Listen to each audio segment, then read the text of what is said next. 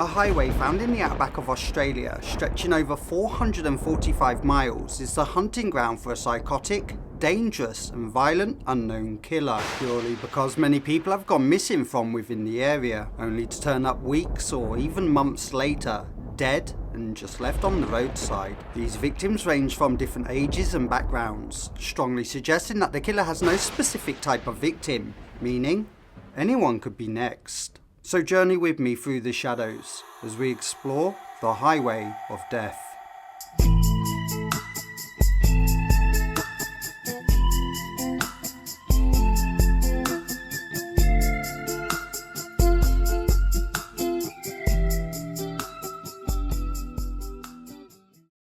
Good morning, good afternoon, and good evening. Wherever you may be in the world right now, hello, my name's Lloyd, and today you're watching When Evil Follows.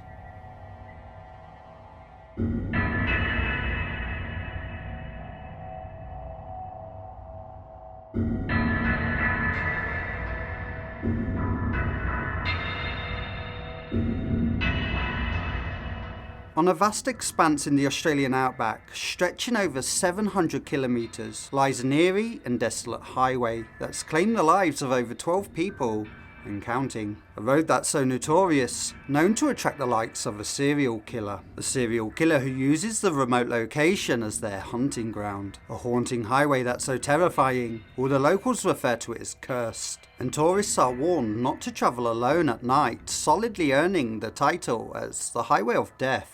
But before we begin, can I ask you all please to hit the like button and subscribe to the channel. We upload true crime horror, both solved and unsolved, right here on this channel every single week. So please, hit the like button, subscribe, and don't forget to hit the bell. That way you'll get notifications every time we upload a video. For over 30 years or so now, the police have been stumped by the horrific, violent and brutal murders surrounding the area of Flinders Highway in North Queensland in Australia. Police strongly believe that a thrill killer operates along this highway, with so many leads supporting this case, but so far no conclusive evidence has been found. But one thing we do know is the killer is attracted to this area because of its wide open spaces and its remote location, making it more ideal, or dare I say a more perfect place for the killer to hide or leave a dead body without detection. These crimes I'm about to expose have a connection and similarities which would lead police to believe that this perpetrator, this killer, is only growing in confidence, and as the kill count continues to rise, there's a whole lot of nastiness going on down there, so let's take a much closer look at the case. On the 26th of August in the year of 1970, Judith and Susan Mackey, aged 7 and 5, both vanished from the school bus stop near Townsville in Queensland, and they were reported as missing when they didn't return home after school. 2 days later, their bodies would be found in a ditch located at Ant Hill Creek, just 15 miles southwest of Townsville. Susan's body was the first to be found, and then searchers followed the trail of footprints leading from Susan's body 70 meters across the highway, eventually leading to Judith's body. Investigators speculate that Judith tried to flee the scene after witnessing her sister being killed. Evidence of their death left police and searchers completely horrified, as both sisters had been assaulted, stabbed, and then strangled. It's also believed that Judith was still alive when she was buried in the sand, due to a large amount of sand being discovered within her digestive system. Their school uniforms were also found neatly folded up within their school bags, suggesting that both girls were made to get undressed before the attacker took their lives. Their straw hats and school shoes were also found laying next to both bodies, and the horrific nature of these crimes left the locals understandably outraged. The detective in charge of the case, Officer Miller, vowed that he would not go home until the killer was caught and put behind bars. He worked on the case day and night, with his loving wife bringing him food at the police station. However, he died just 2 weeks later from a heart attack.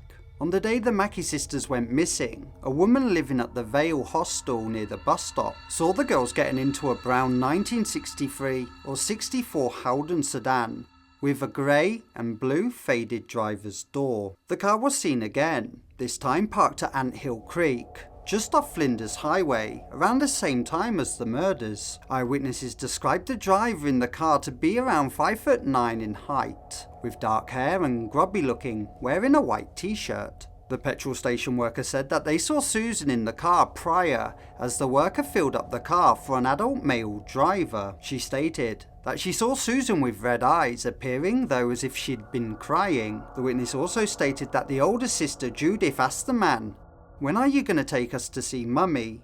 You promised you would take us to see Mummy," to which the man snapped back at her and told her to go back to sleep. Another eyewitness said that he actually confronted this man because he cut him up in traffic, and in doing so, he saw both of the girls in their school uniforms sitting on the back seat with inside the car. These two eyewitnesses claimed that the car was actually a blue Vauxhall Victor, while the first eyewitness claimed that the car was a Holden sedan. And so, because of all this confusion on the make and model of car, the police dismissed the last two eyewitnesses of the Vauxhall Victor, still going along with the original media description of the Holden sedan. The police even upped the stakes, publicly offering a $10,000 reward for any information leading to an arrest or conviction.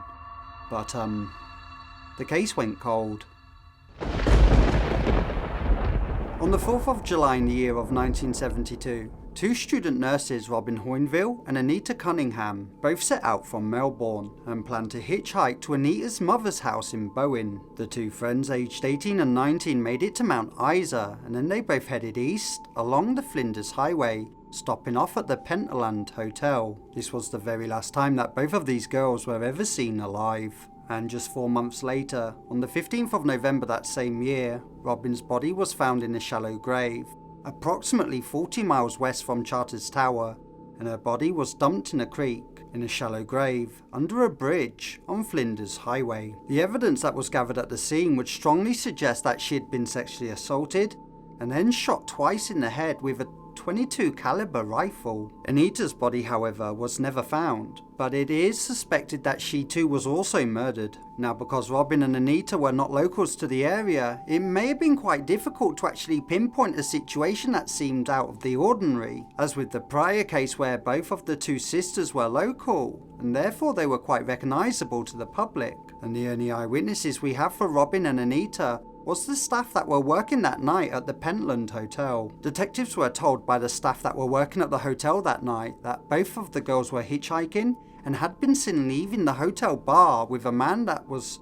only referred to as Cowboy. Now, the two girls intended to head to Charters Towers, which was another 60 miles east, but both of the girls, they never made it to their stop. A reward of $250,000 and immunity from prosecution failed to produce any serious leads, and the case remains unsolved. 18-year-old Catherine Graham was selling books going from door to door in Townsville on the 29th of July in the year of 1975, when she was last seen alive. Catherine's mum said she received a phone call from her daughter at around 8:20 p.m. from a roadside payphone. She claims that Catherine was panicked and seemed quite concerned about a strange man that she had spotted on her route, and she told her mum, "Hey mum, I need you to stay on the phone with me. This strange man is following me. He stood on the other side of the road now, just looking at me. He looks really weird and I don't like the look of him. Stay on the phone with me until the strange man disappears out of sight." Finishing the phone call with the words, "I love you, mum." And it was the next day, at around 5 p.m. in the evening, when Catherine's badly bruised and beaten body would be found on Flinders Highway at Anthill Creek, and just 500 metres away from where the Mackey sisters' bodies were found 5 years earlier. Now, the police did admit that this act of violence in this case was very similar to the last two murder cases prior, and in 2019, many years later, the Queensland Cold Case Investigations team reopened the case, offering $250,000 reward and immunity from prosecution to help generate new leads. However, in 2019, the investigation was unsuccessful and the case still remains unsolved, even to this very day.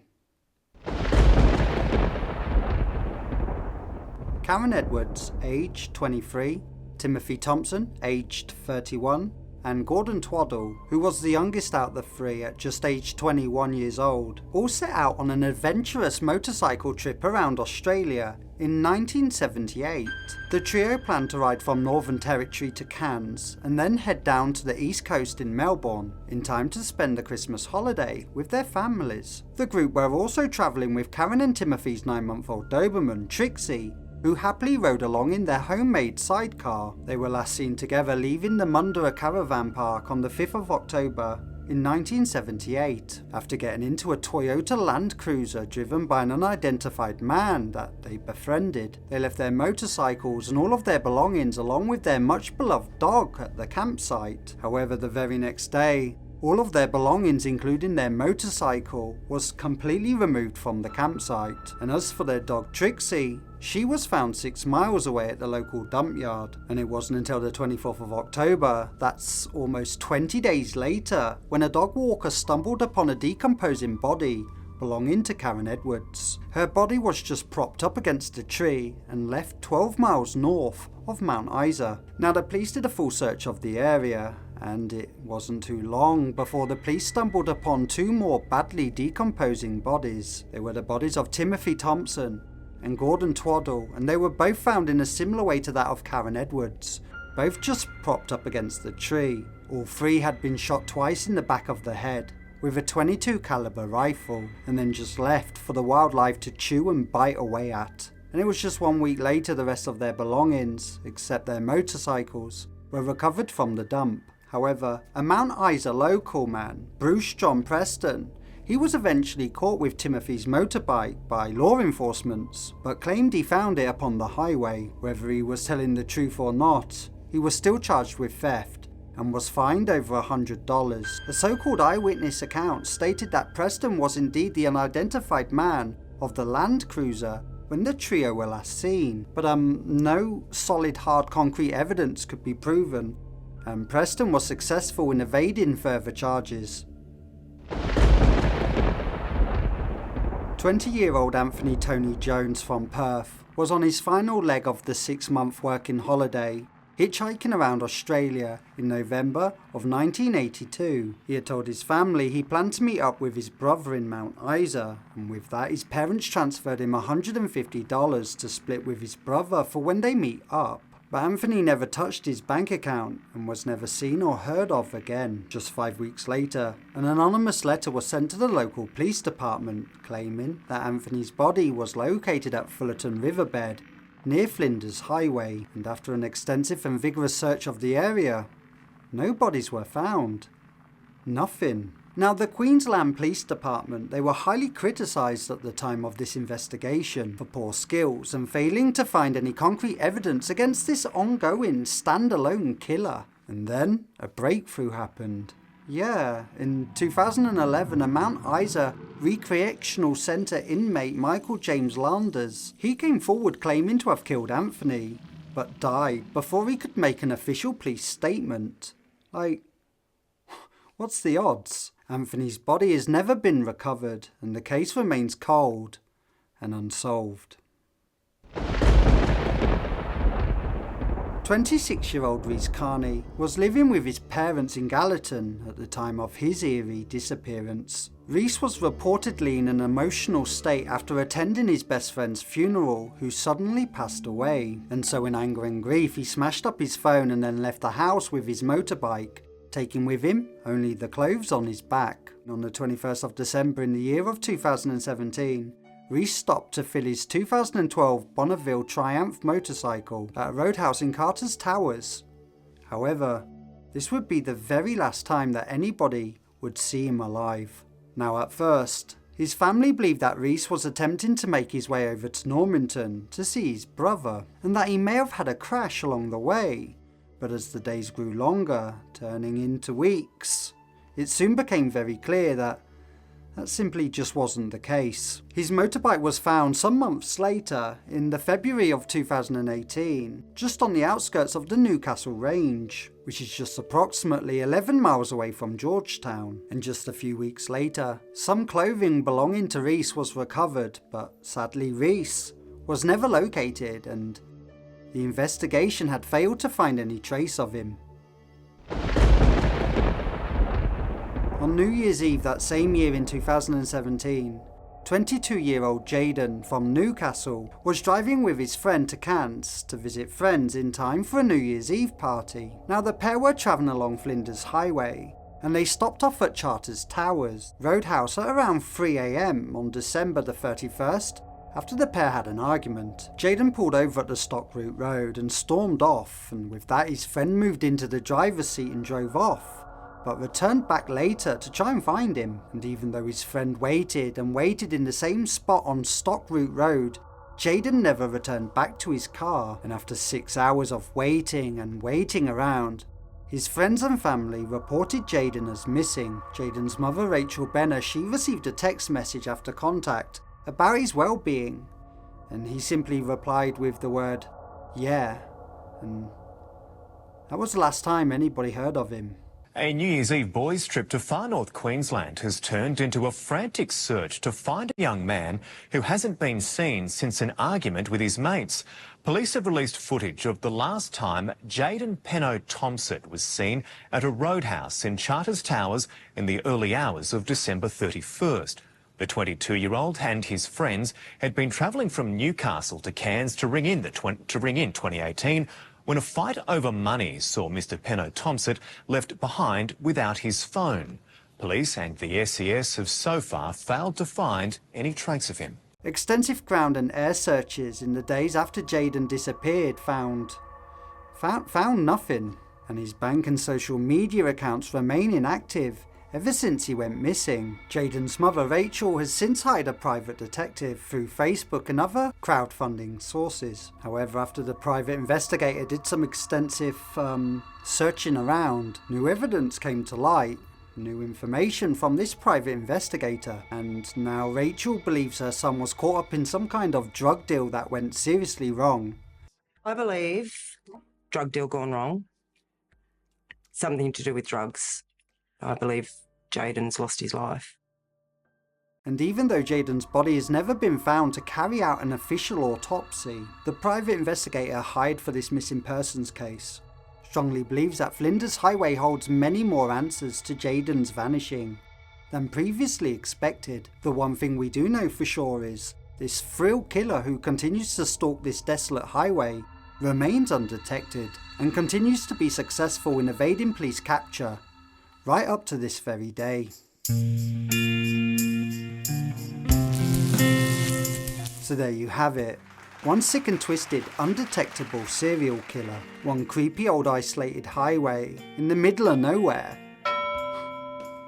What's the worst that can happen? There is one thing that is for certain. You won't catch me travelling down Flinders Highway anytime soon. So who do you think the killer could be? Maybe the killer's a Mount Isa local, like Bruce John Preston. After all, he was identified as the driver of the Land Cruiser. Or maybe the killer was Michael James Launders. He too was also a local guy from the area who claimed to have killed just before his untimely death. Or maybe the killer is somebody that just travels through, using the highway regularly, occasionally picking up hitchhikers alone and vulnerable. Either way, let me know your thoughts in the comment section below. And if you've enjoyed today's case, then please hit the like button and subscribe to the channel for more cool videos similar to this one. And guys, don't forget to hit the bell after subscribing. That way you'll never miss out on any of our amazing up and coming documentaries in the future. You know, missing out on these opportunities really is a crime in itself. So don't break the Power Talk laws and hit the bell. And guys, as I always say, look after yourself. Please stay safe, and I'll see you again the next time when evil follows. Bye.